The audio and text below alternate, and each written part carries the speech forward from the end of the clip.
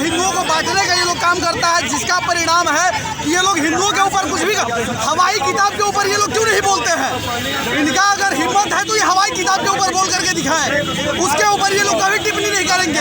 ये लोग रामचरितमानस और भगवत गीता जैसे लोग चीज़ों पे ही ये लोग टीका टिप्पणी करते हैं और हिंदुओं की आस्था से ये लोग खिलवाड़ करते हैं। नेताओं को माँ भी है क्या? जो मन में आएगा वो करेंगे और समाज देखता रहेगा? ऐसा नहीं है। हम लोग ईंट का जवाब पत्थर से देंगे और ऐसे लोगों का हम लोग बहिष्कार करेंगे पूरे बिहार से।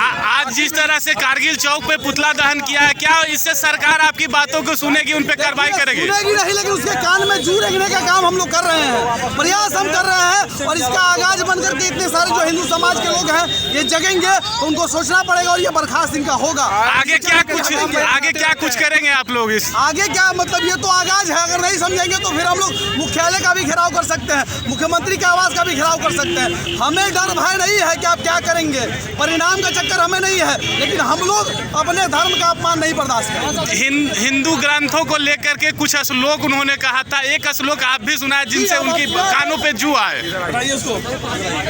हमारे यहाँ सबसे सुंदर आपका श्लोक है, मंगल भवन मंगल हारी द्रवहु दशरथ हजिर बिहारी।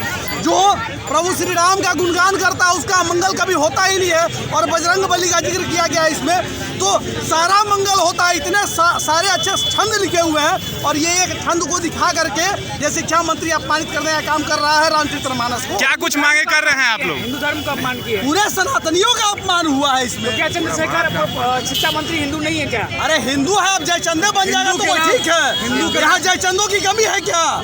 हमारे भारत में मुगलों को कौन बुलाया था? पहले जयचंद लोग बुलाए थे, वही जयचंद बनकर के ये काम कर रहा है। क्या कुछ मांग करते हैं आप सरकार से? इसके सबसे पहले तो इसे बर्खास्त किया जाए और सरकार के पास अगर पैसा नहीं होगा तो हम लोग पैसा देंगे, इस चंद्रशेखर को पाकिस्तान भेज दिया जाए। हिंदुस्तान में इसको रहने का कोई अधिकार नहीं है।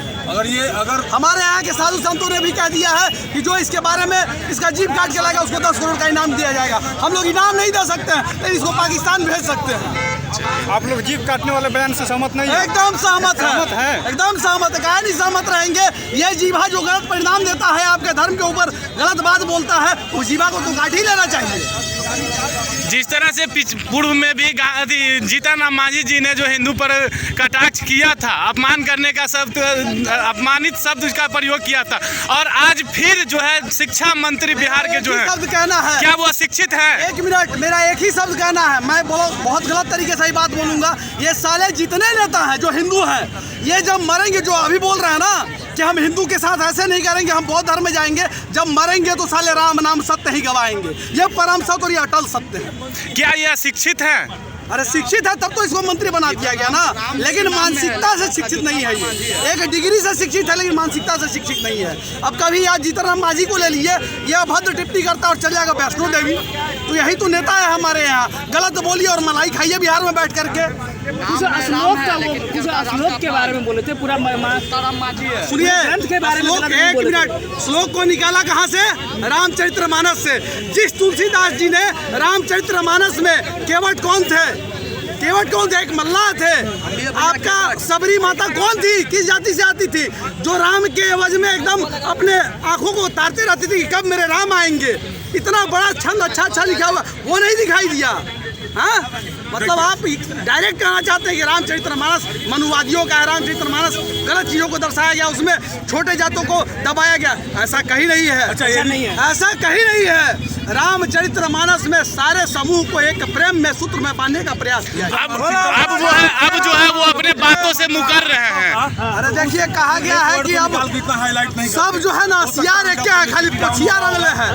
इस सब टीआरपी में आने के लिए फिर कुछ न कुछ बोलेगा उल्टा सीधा, फिर मीडिया में आएगा। उसके बाद हम लोग क्या है, हिंदुवादी लोग सड़क पर उतरेंगे। अपना मतलब क्या करेंगे? हम लोग के ऊपर FIR होते रहता है, फिर भी हम लोग चुप नहीं रहते हैं। धर्म के लिए पीछे हटेंगे नहीं। तो क्या FIR होता है तो आप डरेंगे इनसे? हमने खड़े हैं, सामने खड़े हैं, हमने खड़े हैं। हम कब तक खड़े रहिएगा आप? लड़ाई लड़ने वाले हैं, 2 साल जेल में रह कर के आए हैं भाई, हमें नहीं। जो है सभी पार्टी के नेताओं जो है हिंदुओं पर, हिंदू ग्रंथ पर अपमानित करने वाला शब्द जो है लगातार टिप्पणी, जैसे पिछले साल पूर्व जो है जीतन राम मांझी ने किया था, और आज फिर राज्य के शिक्षा मंत्री प्रोफेसर चंद्रशेखर देखिए प्रोफेसर हटा दीजिए, शिक्षा मंत्री हटा दीजिए, वो बिहार का ऐसा शिक्षा मंत्री है जो शिक्षित है, कुशासन के वो कुशासन बोलने वाला मंत्री है। तो शिक्षा हटा दीजिए, अगर वह शिक्षित रहता तो करोड़ों लोग को आस्था रखने वाला रामचरितमानस पर ऐसा टिप्पणी, ऐसी मतलब घृणापूर्ण टिप्पणी नहीं करता। अगर वह शिक्षित रहता तो भाव को समझता।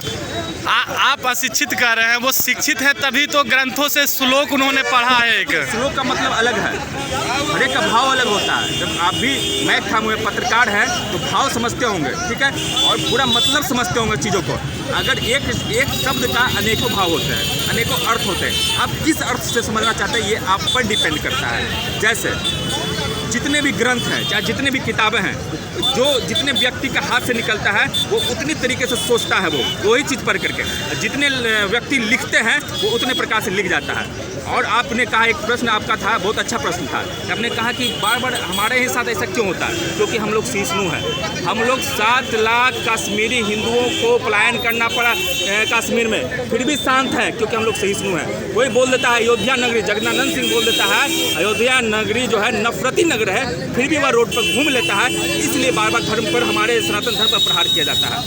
हमारे गुरु गोविंद सिंह ने, हमारे बंदा बहादुर ने, हमारे महाराणा प्रताप में जितने सीखें दी है, उन सीख पर नहीं चलने के वजह से ही हमारे धर्म पर आघात हो रहे हैं। क्या कहीं ना कहीं लगता है हिंदुओं को टारगेट किया जाता है? ये राजनीति है, डिवाइड एंड रूल। पहले अंग्रेज करते थे, फिर राजा महाराजा करते थे, अब ये चंद नेता कर रहे हैं। डिवाइड करके हम प्रदूल करना चाहते हैं, जातिवाद में विभक्त करके अपना रोटी सेकना चाहते हैं, जातिवाद में तोड़ करके हमें विखंडित करके अपना वोट पाना चाहते हैं। और सिर्फ उसी का राजनीति हो रहा है, ताकि ये लोग आराम से जातिवाद के नाम पर नेता बन रहे हैं। योग्यता हो या नहीं हो, काम करे या नहीं करे, लेकिन जातवाद की बात करके, जात में विखंडित करके हमेशा के लिए विधायक, सांसद, मंत्री बने रहे। सिर्फ उसी का खेल। आगे क्या कुछ कार्रवाई करेंगे आप लोग उनके विरुद्ध? हम लोग देखिए, ऐसे लोगों की जो जीव है ना, जीव टांग करके ये जो इलेक्ट्रिक का जो तार है ना, उस पर टांग देना चाहिए ऐसे लोगों को, जो राम जी का नहीं है, जिसे सनातन को बचाने के लिए हमारे पूर्वजों ने